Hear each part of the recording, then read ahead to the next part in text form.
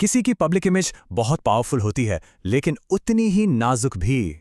तो चलिए दो बिल्कुल अलग कहानियों से समझते हैं कि ये इमेज बनती और टूटती कैसे है।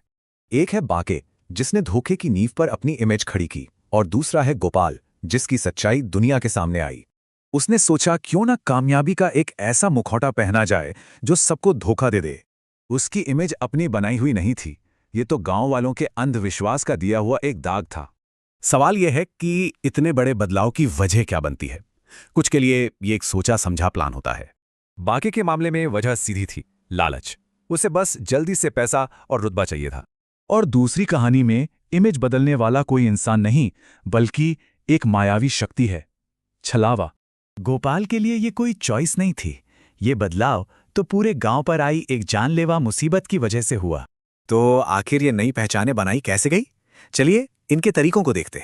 बांके ने चालाकी और झूठे कॉन्फिडेंस का सहारा लिया, खुद को सही साबित करने के लिए अपने ही नियम बना दिए, और इसी कॉन्फिडेंस के साथ वो सब कुछ बेच डाला जो असल में उसका था ही नहीं।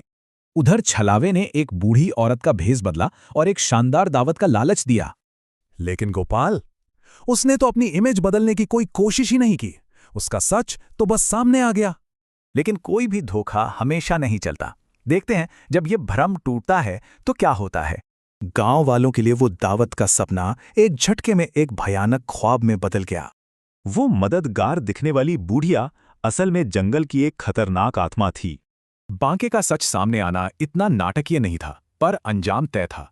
उसके सारे झूठ खुल गए, और नतीजा, उसकी नकली इमेज ने ही उसे बर्बाद कर दिया और उसे गांव छोड़ना पड़ा।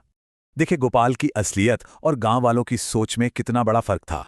पुजारी के दिए हुए बस एक सिक्के से गोपाल ने उस बुरी आत्मा को हरा दिया।